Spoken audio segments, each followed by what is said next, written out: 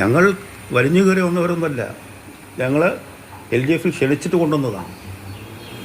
11ാമത്തെ പാർട്ടിയാണോ ഞങ്ങൾ? ആ രീതിയിലാണ് ഞങ്ങൾ പരിഗണിക്കുന്നത്. ഞങ്ങൾക്കാൾ എത്രയോ ചെറിയ പാർട്ടികൾക്ക് പോലും വലിയ വലിയ അംഗീകാരം നൽകിയിട്ട് ഞങ്ങൾക്കൊന്നും നൽകാത്തതിൽ പാർട്ടിയിൽ മൊത്തത്തിൽ പ്രതിഷേധമുണ്ട്. അത് മുഖവിലേക്കെടുക്കണം. മുഖവിലെടുത്തുകൊണ്ട് ആ പ്രശ്നങ്ങൾ പരിഹാരം കാണണം. എങ്കിൽ മാത്രമേ പാർട്ടിക്കാരെ ഇത് പറഞ്ഞ് മനസ്സിലാക്കാൻ സാധിക്കൂ.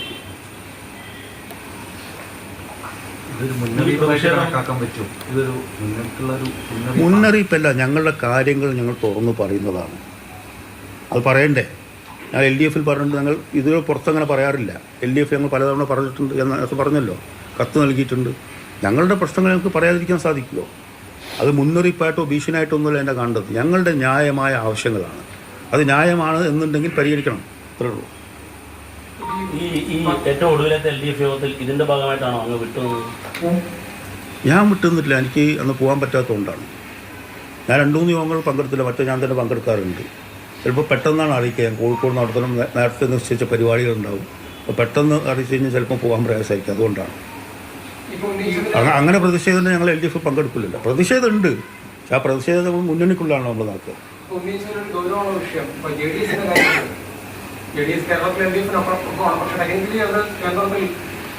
LDFയുടെ ഭാഗമാണ്. അത് നേരത്തെ UDF ഉന്നയിച്ചു വരുന്നൊരു വിഷയമാണ്.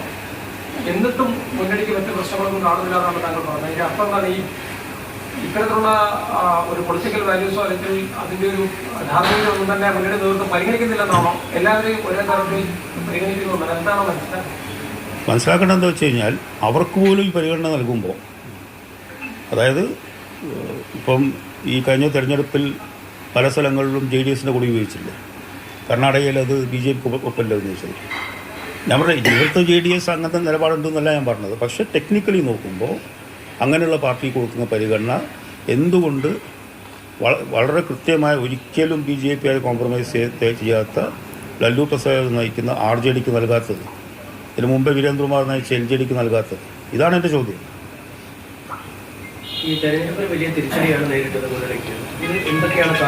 ആ കാരണങ്ങൾ ഞാൻ വിശദീകരിച്ചാണല്ലോ സമയത്ത്. തെരഞ്ഞെടുപ്പ് കഴിഞ്ഞ് വോട്ടെണ്ണൽ കഴിഞ്ഞ് അടുത്ത ദിവസം ഞാൻ ആ കാര്യങ്ങൾ പറഞ്ഞതാണ്. അതിൽ ആവർത്തിക്കേണ്ട ഒരു കാര്യമില്ല. അപ്പം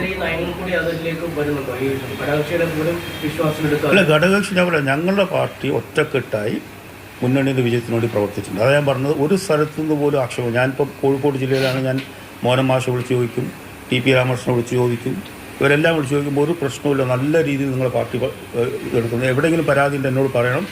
ഒരു പരാതി പോലും കേരളത്തിൽ ഞങ്ങളെ പാർട്ടിയുടെ ഭാഗങ്ങളിൽ നിന്ന് ഒരാളും ഉന്നയിച്ചില്ല. അതിൻ്റെ അർത്ഥം പൂർണ്ണമായും ഞങ്ങൾ ഈ തെരഞ്ഞെടുപ്പിൽ പൂർണ്ണമായും ഞങ്ങൾ പ്രവർത്തിച്ചു, വോട്ട് ചെയ്തു എന്നുള്ളത് തന്നെയാണ്. ഈ ഇടയ്ക്ക് എല്ലാ സ്ഥാനങ്ങളും തെരഞ്ഞെടുക്കപ്പെട്ട, അതായത് സർക്കാർ തന്ന സ്ഥാനങ്ങൾ രാജിവെക്കാൻ വേണ്ടി പോകുന്നൊരു കത്ത് നൽകി. അതിനെ തുടർന്നൊരു ഉഭയകക്ഷി ചർച്ച നടന്നിരുന്നില്ല. അങ്ങ് മുഖ്യമന്ത്രിയും LDF കൺവീനറുമായുള്ള ചർച്ച. അതിനുശേഷം അന്ന് തീരുമാനിച്ച ഒന്നും പിന്നെ നടപ്പിലായില്ല. അതിലൊരു ടെക്നിക്കൽ പ്രശ്നം ഉണ്ടായിരുന്നെന്ന് വെച്ചാൽ അപ്പോഴാണ് ഇലക്ഷൻ ഡിക്ലെയർ ചെയ്തത്. ഇലക്ഷൻ ഡിക്ലെയർ ചെയ്തതിന് സാധാരണ ഇതിലൊന്നും ചെയ്യാൻ പറ്റില്ല. അപ്പോൾ ഞാൻ പാർട്ടിക്കാരോട് ഞാൻ പറഞ്ഞു, ഇലക്ഷൻ പ്രഖ്യാപിച്ചു കഴിഞ്ഞു. ഇലക്ഷൻ കഴിഞ്ഞിട്ടാണ് ഒരു പൊളിറ്റിക്സ് ഒരു പ്രോസസ്സല്ലേ, ഇൻസ്റ്റൻ്റായിട്ട് അങ്ങനെ ഇതാക്കണമെന്നുള്ളത്. ഞങ്ങൾ ന്യായമായ കാര്യങ്ങളെ പറയുള്ളൂ. അതുകൊണ്ട് ഇലക്ഷൻ വരെ ഞങ്ങൾ കാത്തു നിന്നു. ഇനി അങ്ങോട്ട് ഞങ്ങൾ പറഞ്ഞ കാര്യങ്ങൾ പരിഗണിക്കണം. ഈ മുന്നണിക്കകത്ത് അവഗണന തുടർക്കഥയാകുകയാണ്. അപ്പോൾ നേരത്തെ UDF പരിഗണന കിട്ടിയിരുന്നു. UDF പരിഗണന കിട്ടിയിരുന്നില്ല എന്ന് ഞാൻ പറയുന്നില്ല. LDF അർഹമായ പരിഗണന ലഭിക്കുന്നില്ല എന്നുള്ളതാണ് ഞാൻ പറഞ്ഞത്. അത് കമ്പയർ ചെയ്യേണ്ട ഒരു കാര്യമില്ല. പ്രവർത്തകർ നിരാശരാണ്, തികച്ചും നിരാശരാണ്.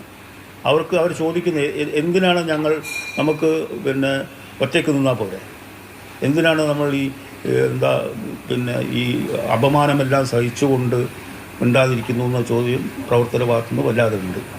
UDF പോകാനുള്ള സമ്മർദ്ദം പ്രവർത്തകരുടെ ഭാഗത്തുണ്ടോ? അങ്ങനെ രാഷ്ട്രീയ മാറ്റമൊന്നും ഞങ്ങൾ ആഗ്രഹിക്കുന്നില്ല. ഞങ്ങൾ LDF തന്നെ ഉറച്ചു നിന്നു. കാരണം കുറച്ചു കാലത്ത് ഞങ്ങൾ UDF പോയതിന് നമ്മൾ ബേസിക്കലി അങ്ങനെ സോഷ്യലിസ്റ്റ് പാർട്ടിയാണ്, ഇടതുപക്ഷത്തോട് ആഭിമുഖ്യമുള്ള പാർട്ടിയാണ്. അതോടൊപ്പം ഇന്ത്യ സഖ്യത്തോടൊപ്പം ഞങ്ങൾ നിൽക്കുന്നു. അങ്ങനെ ഒരു മുന്നണി മാറ്റ ചർച്ച പല പാർട്ടിക്കാരും പറയും.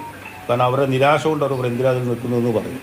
പക്ഷേ അതൊക്കെ അവരെ പറഞ്ഞു മനസ്സിലാക്കി തെരഞ്ഞെടുപ്പിനെ അവർ സജ്ജമാക്കുകയാണ് ചെയ്തത്. ആ തരത്തിലുള്ള ആലോചന ഞങ്ങൾ നടത്തുന്നില്ല. കഴിഞ്ഞ അസംബ്ലി ഇലക്ഷന്റെ ഘട്ടത്തിൽ ഈ JDS-ഉം ആ ഘട്ടത്തിൽ അർജന്റീന നേതൃത്വത്തിൽ ഒന്ന് വരുന്നുണ്ട്. അതായത് രണ്ടു ഭാഗവും ഒരുമിക്കണമെന്നൊരു ആവശ്യം LDF-ന്റെ ഭാഗത്തുനിന്ന് ഉന്നയിച്ചത് കേട്ടിട്ടുണ്ട്. എന്തായാലും അങ്ങനെ ഐക്യപ്പെടാൻ കഴിഞ്ഞില്ല. നിങ്ങളിങ്ങനെ രണ്ടായി നിൽക്കുന്നത് ഒരു അവസരമായി ഇത് കാണുകയാണോ? ബോർഡ് കോർപ്പറേഷൻ സ്ഥാനങ്ങളടക്കം നിങ്ങൾക്ക് കിട്ടേണ്ടുന്ന ഒരു പരിഗണന നൽകാതെ ഈ ഒരു രണ്ട് വിങ്ങായി നിൽക്കുന്നതിന് അവസരമായി CPM എടുത്തോ? അതിൽ ഞങ്ങൾ ലയിക്കാൻ തയ്യാറായി. ഭാഗ്യവശാൽ ഞങ്ങൾ ലയിച്ചില്ല. കാരണം അതിന് അവരുടെ ഭാഗത്തുനിന്നും കുറേ തടസ്സം ഉണ്ടായിരുന്നു. അത് നന്നായി തന്നെ പിന്നെ ഞങ്ങൾ പിന്നെയും, കാരണം ഞങ്ങൾക്കിതുപോലെ എന്താ പറയുക അവിടെയും ഇവിടെയും ഇല്ല നിൽക്കാൻ ഞങ്ങൾക്ക് സാധിക്കില്ല. 2005 ഞങ്ങൾ നിലപാടെടുത്തതാണ്. 2017 നിതീഷ് കുമാർ മാറിയപ്പോൾ നിലപാടെടുത്തതാണ്. 2018 അതുകൊണ്ട് അങ്ങനെ അപ്പം എന്തുകൊണ്ട് ഞങ്ങളുടെ പാർട്ടിക്കാരുടെ ഒരു സംശയം എന്താ വെച്ച് കഴിഞ്ഞാൽ ഞങ്ങളോട് JDS ലയിക്കാൻ പറയും. ഇന്നത്തെ സാഹചര്യത്തിൽ എന്തുകൊണ്ട് JDS RJD ലയിക്കണമെന്ന് പറയുന്നില്ല? അതിൻ്റെ ഇരട്ടത്താപ്പ് മനസ്സിലാവുന്നില്ല.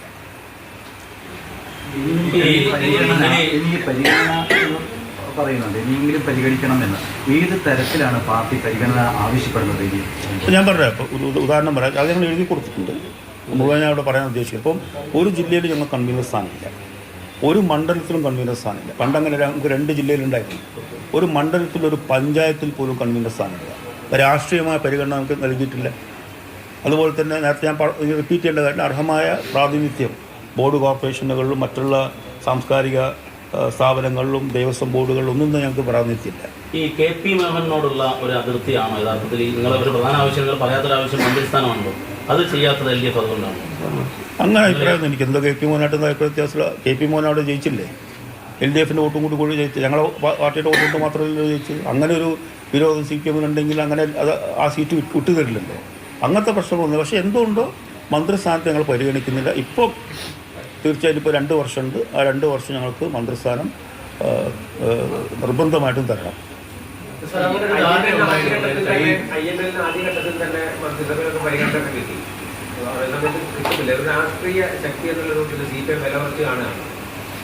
വില കുറച്ച് കാണാൻ അവർ കണ്ടോട്ടെ.